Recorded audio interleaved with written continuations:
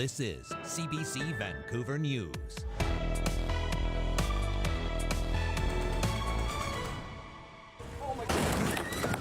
Cold, frustrating, stressful evening for everybody. After late night to overnight snowstorm chaos, the congestion made it a bit challenging for our contractors. how cities, the province, and people are preparing for the next winter hit. There was another mother and daughter team out there who was giving out cookies and snacks. Angels in the cold, how strangers came together to help people stuck in the storm. I never expected having to fight, having to deal with so much advocacy. And worries about support for people with other disabilities as the province keeps its autism funding model. Good evening, I'm Dan Burritt. Thanks for joining us. As we know, it was a grueling night and overnight for thousands of commuters caught in last night's winter weather chaos. Some were stuck in their cars for up to 10 hours, while others ended up walking. And now meteorologists are warning of icy roads for tomorrow morning's commute as temperatures drop. John Hernandez has our top story. Watch out! You could call it a nightmare commute. Countless crashes and sweeping road closures affecting major routes like the Alex Fraser Bridge. It was just a cold, frustrating, stressful evening for everybody. Derville Low was stuck on Royal Avenue in New Westminster for 8 hours. So as the snow came on and started piling up, it was wet and everybody was started skidding, right? Cars couldn't get up the hill. Then what he calls a gift from nearby angels. They were from apartment 550 on Royal Avenue. They came out with hot chocolate, water, oranges, cookies, you know, just trying to keep us going. He didn't get home to Surrey until 4 a.m. A similar story for tens of thousands of commuters in the area. It was just a couple of the bridges that went down, and it sort of shows how critical a couple of transportation connections can be. BC's Transportation Ministry says the snow prompted many drivers to leave work early, throwing a wrench in clearing efforts. We certainly did see a lot of congestion on the corridors. The congestion made it a bit challenging for our contractors to get out and continue to plow the snow. On Wednesday, most of the roads were plowed, with attention now turned to another storm later in the week. As another storm system's coming our way, SWIM has a lot of uncertainty about what it will bring, but it does look like a mix of rain and snow are possible again on Friday. The province says it will learn from Tuesday's chaotic commute in hopes of preventing a similar mess in the coming days, while municipalities also gear up for another dump. We'll be doing our pre-treatments with brine and salt. As the conditions dry out, we'll be able to apply that brine. John Hernandez reporting. Now, while that night and morning was brutal for many people, others got a lift from strangers. Yasmin Gandam has more on the snow angels who came to help. As traffic on the Queensboro Bridge ground to a cold, snowy halt, members of a New Westminster Sikh Gurdwara jumped into action, delivering hot tea and 300 or so ready-made meals to stranded motorists. They walk all the way from other side of the Queensboro Bridge to the temple, and when they just see that this is they are not moving an inch, so then we decide now we have to make more meals, and it's very hard for everyone to come to the temple. Then we have taken the meals to the bridge. The help didn't stop on the bridge. Some drivers couldn't move their cars, so the temple welcomed them in. 60 to 65 people have slept in our temple, and they have used the restroom. They slept, and when they wake up in the morning, some have leave, because when they come to know that Alex Fraser Bridge has opened, close around 3:30. So now they have decided to go home, and some are just going back to the work from there only. These volunteers weren't alone. Tajinder and his two daughters, Simrat and Naseeb, saw the backup of cars in Richmond and brought out hot tea and toast. We should be able to check in on people in our own neighborhood and see if they're doing that. We're just passing it forward, because people are gracious everywhere. And we're not the only ones. There was another mother and daughter team out there who was giving out cookies and snacks. I mean, the Canadian spirit is alive and well.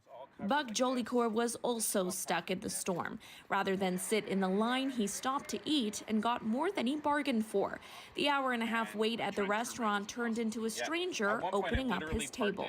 We had a good chat. I bought him a drink. He thought it was great. We ate the same meal, and we just chit-chatted about everything. It was a nice feeling to just kind of walk in somewhere, but it ended up being a real nice experience. Good way to wait out the snowstorm. Generous signs of warmth on a long, cold, frustrating night. Yasmin Gandham, CBC News, New Westminster. Vancouver Island was hit with huge power outages amid the high winds and heavy snow last night. Parts of the island saw more than 20 centimeters fall overnight, with winds up to 100 kilometers an hour. Several post-secondary schools and post-secondary institutions were also closed. BC Hydro says nearly 10,000 customers lost power. So the heavy snow, basically what it does is it weighs down trees and branches, which causes them to break and to come into contact with our electrical equipment.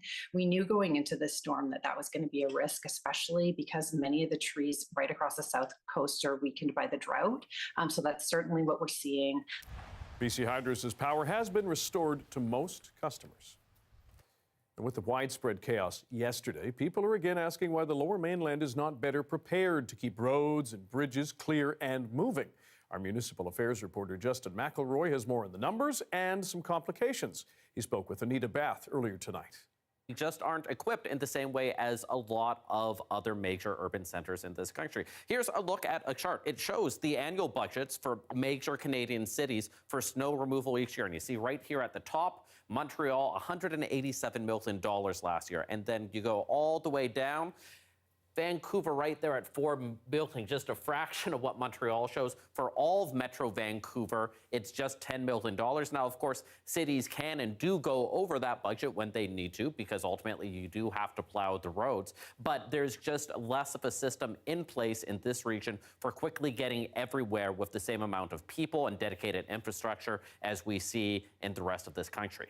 Is there anything besides municipal politics that impacts snow cleanup efficiency? Well, one thing in terms of how people deal with the snow also is winter tires. British Columbians, a smaller percentage of them, according to surveys, have snow tires compared to the rest of the country as well. But another one is simply, we saw it on the Alex Fraser Bridge yesterday. All of these bridges that interlock and intersect between municipalities are ultimately under provincial control, spilling into regional roads that are under municipal authority. It creates these multi-jurisdictional issues that, as one Vancouver councillor says, causes some headaches. Those interjurisdictional bridges are the ones where we have seen the problems. I mean, they talked about, that's where the blockages were. That's why we ended up with so many people basically spending the night in New Westminster in their cars. So I don't know how we get around that other than making sure that the communications are really good. Carr defended Vancouver's response to the snow, and it seemed most of the problems in the region were outside of Vancouver. But when you have so many different municipalities, so many different bridges, so many different authorities overlooking everything, odds are at least one of them will fail. We certainly saw that on the Alex Fraser and maybe in a couple other places last night. If you have a pet and plan to let it enjoy some snow, the BC SPCA has some timely tips. To keep your cats and dogs warm outside, it recommends you get them coats and booties to prevent frostbite. Make sure your animals don't eat or drink any antifreeze on the road. It can kill them. Tap on the roof of your car to make sure a cat isn't trying to stay warm underneath the vehicle. And check your dog's paws for salt, as it can irritate their pads. You can find more tips on the SPCA's website.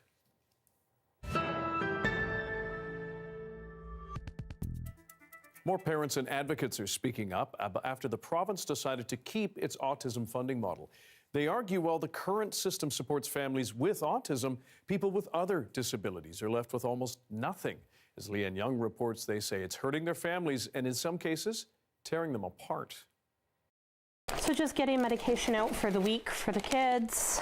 Katrina Mosch juggles a lot.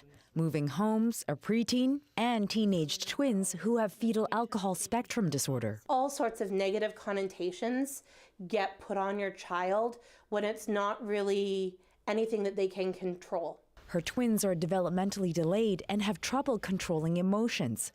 She thought the province's promise of a new one-stop family connection hub for kids with any disability would finally give her some help. The government was looking to overhaul its autism funding model, but after backlash from families with autism, they scrapped the plans. It was like the Grinch just stole all the Christmas gifts. All of the things that we'd been wanting and needing for our kids has just been pulled away from us. And it hurt so much. Only kids diagnosed with autism receive individualized funding in BC, $22,000 a year on qualifying services until they turn 6, then $6,000 until they're 18.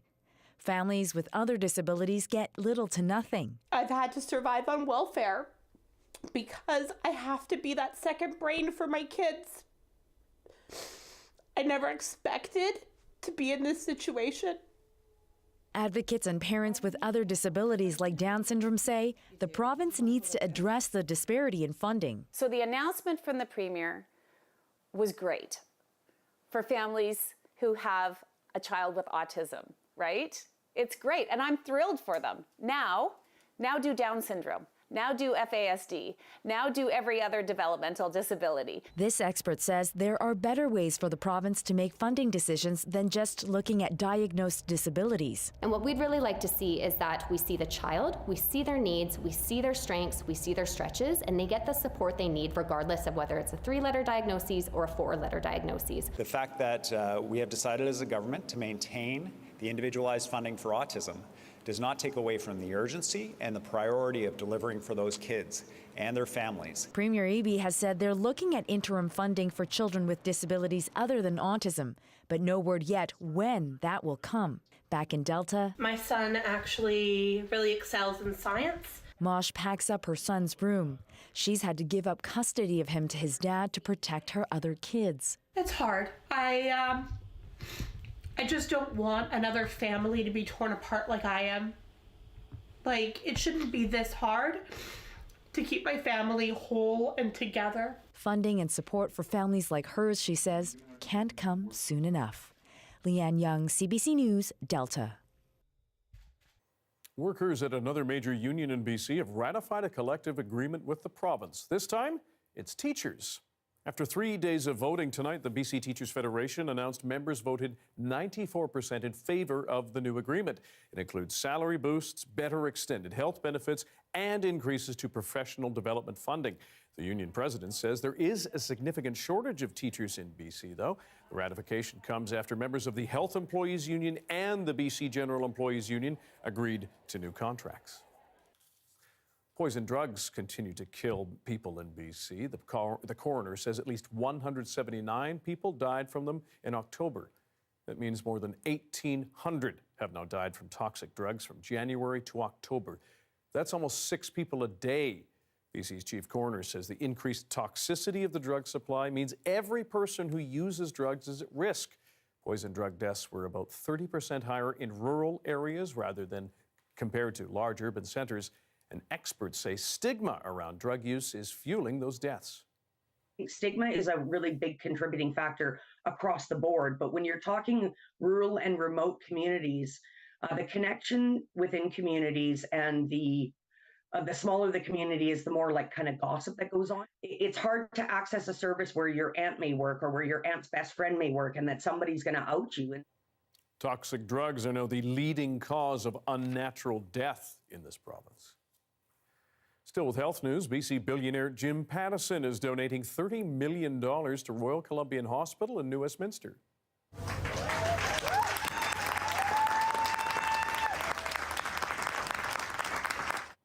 The donation bolsters the work on the $1.4 billion hospital redevelopment, and it's the largest donation ever in the Fraser Health Authority.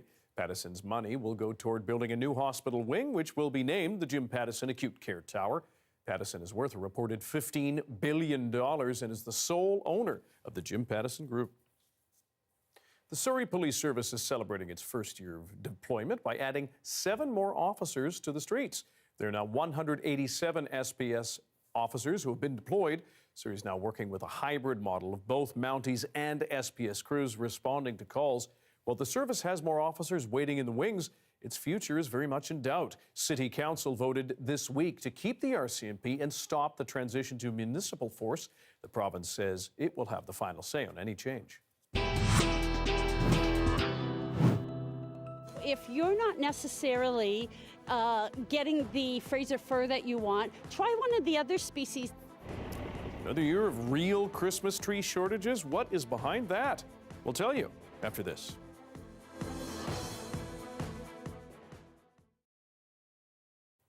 Thank you for sticking with us on our commercial-free live stream tonight. Families in the central Alberta village of Holden were devastated when their only school closed down 2 years ago because of declining enrollment.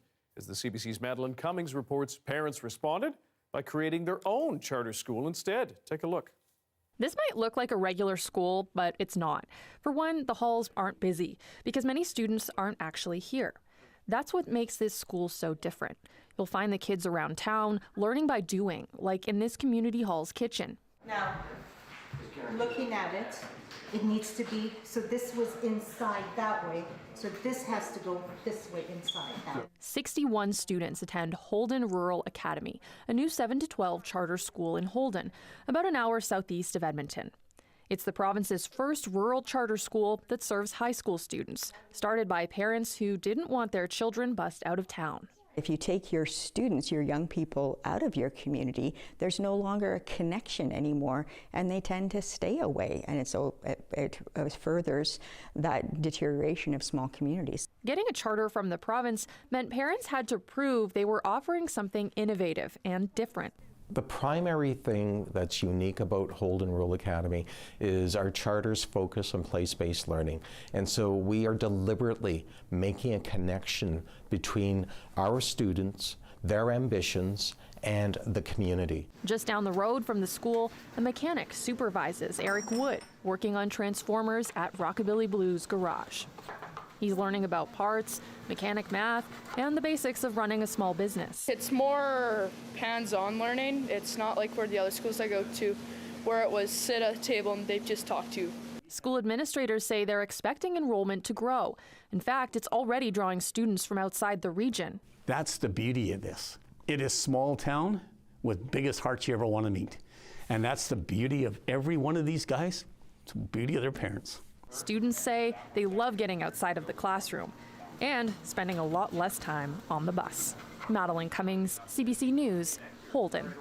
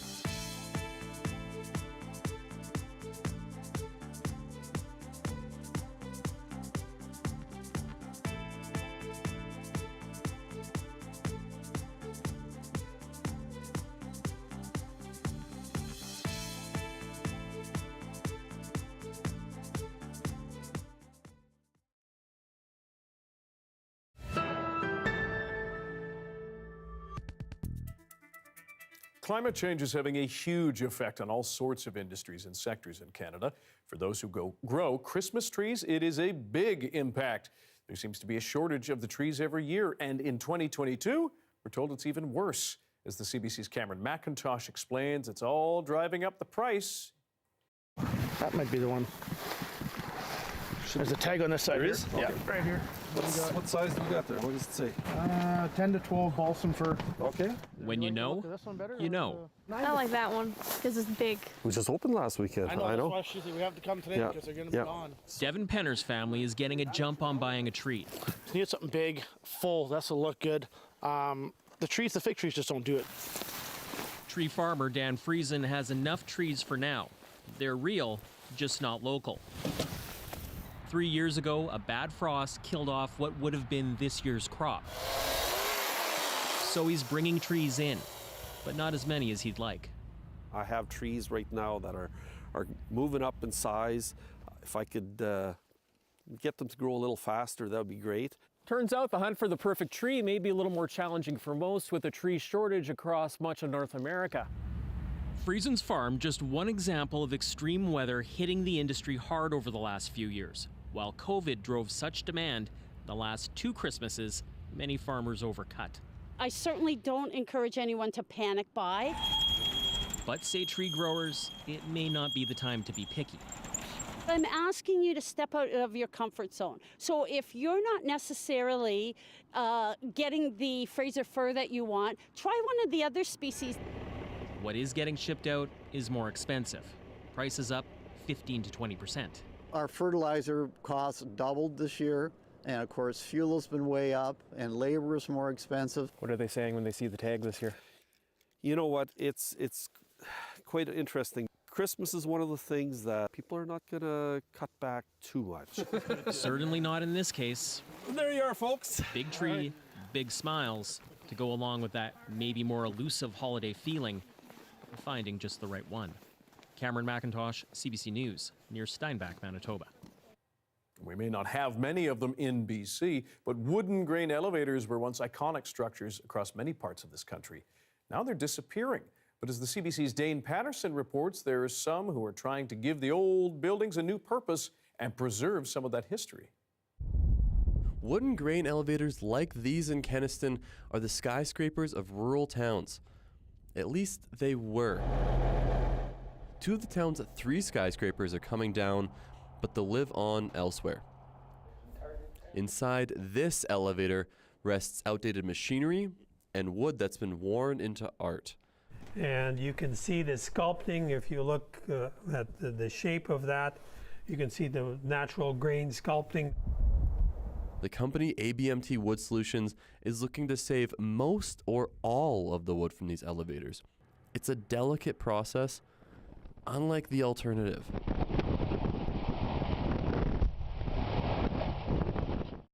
Alvin Herman's first project was tearing down this century-old elevator he owned in Milden, Saskatchewan. It was a liability, but he didn't want it to end up in the landfill. I just found myself allergic to the demolition and burning and, polluting the environment. I thought there was real salvage there. Holding on to the now obsolete elevators is a burden that's either passed down the family tree or to the town. They cost thousands annually to maintain and tens of thousands more to demolish. But ABMT recognizes the elevators are made with timber that is difficult to get your hands on. It's ideal for decorative work or construction. The massive pieces can be used for mezzanine or dance floors or new housing. So this wall behind me, this is a nail laminated mass timber wall. So to imagine the whole wall cut out, and then it's you add insulation to it, and then you have, let's say, 10 of those panels that are now used to reconstruct a home. So the house can be put up in panels, kind of like I guess like a Lego kit. ABMT is working on a residential 3-bedroom show home with those panels now. It's quicker, affordable, cuts back on deforestation, and has a low carbon footprint. In the future, you may be standing or dancing on a wood floor that once reached for the sky. Dane Patterson, CBC News, Saskatoon. There is a live shot of a lit-up Harbour Centre and Grouse Mountain in the background. It is cold out there. Kuljit Kaila will have your BC-wide weather forecast and what to expect tomorrow after this.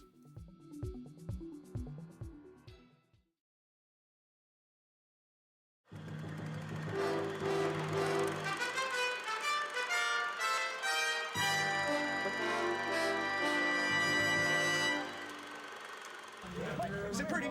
Now, Spike is not your ordinary precocious protege. He's just a very ordinary-looking terrier with a somewhat muddled bloodline. When Spike was born, his future was in doubt, and the gas chamber beckoned. But Dan Schultz came into his life, and he's been on the gravy train ever since. Good dog, Spike. Spike, speak. Speak. Say 2. Are you hungry? You see, Dan found out that Spike has a way with numbers. He can add, subtract, multiply, and divide simply by barking the answers. So after many hours of training like this, the two are ready for the big time. The student body at Malspina College in Nanaimo. I'm Dan, and this is Spike. This dog knows how to count, add, subtract, divide, and multiply. 2 plus 2. 15 divided by 3.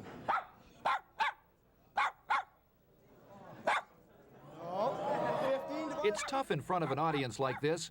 A little opening night jitters for Spike and Dan. Somebody must have a cat in the crowd. But they'll try again. Spike, 21 divided by 3.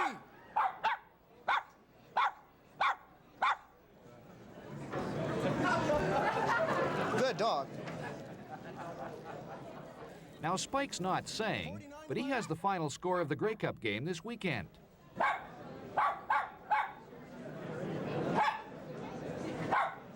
BC 28, Hamilton 29? It was 6. That can't be right. Oh well, even a dog is entitled to one mistake. Bob Gillingham, CBC News, Nanaimo. I gotta feed him, otherwise he...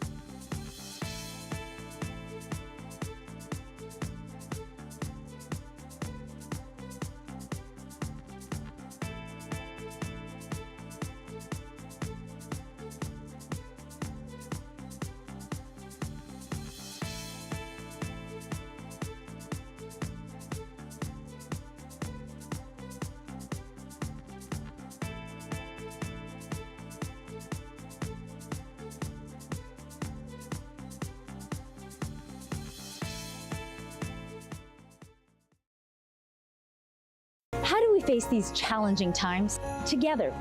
Every year we are inspired by the generosity of our listeners. Tune in to CBC on December 2nd for our annual Food Bank Day, a full day of special programming, giving, and community. Lots going on this morning, lots of guests, great music, prizes to give away. Visit cbc.ca/foodbankday for details on how you can participate. Let's come together and make the season kind. The weather update is brought to you by Direct Buy Furnace, installing the most reliable heating and cooling brand. It's hard to stop a train. Time for our BC-wide weather with Kuljit Kaila. We got through round 1. That was rough. Yes. When is round 2? It's on its way. If we take a look at our system's forecast, we have a low pressure system coming in, as well as a ridge of Arctic cold air. And when these two meet, they make for the perfect snowfall conditions. And that's what we're going to see, but not until about Friday at 1 p.m. And that's going to stick around for about 12 hours. It could be a mix of rain and flurries or just rain, but up to 3 to 5 centimeters of snow if it does stick to the ground is what we're expecting. Now that ridge of Arctic cold air also means temperatures across BC very cold into tomorrow, and -19 for Prince George, but under sunny skies, -20 in Williams Lake. Some flurries for Dease Lake and -20. So we're starting to see all that cold winter air right now, and we're going to get to see that here tonight. -9 with the wind chill, so do bundle up if you're out. Friday, 40% flurries, up to 3 centimeters, as I mentioned, and -12 overnight with the wind chill. Into the weekend, we will get some sunny conditions. Things will really dry up. -4 is the overnight lows for the weekend, so quite cold as we move into the next 5 or 7 days, and it's going to continue like that. We will get some sunshine, but overnight temperatures down to -4. And then the third round of snow might be coming early next week on Monday or Tuesday, so don't put those shovels away quite yet. Wouldn't even think of it at this point. Yeah. Thanks, Kuljit. You're welcome. That's your late news for Wednesday. Thanks for joining us tonight. For news anytime, check our website, cbc.ca/BC. Your next local news is on the early edition on CBC Radio 1. That starts tomorrow morning, cold and early. at 5 o'clock. Good night. Stay safe.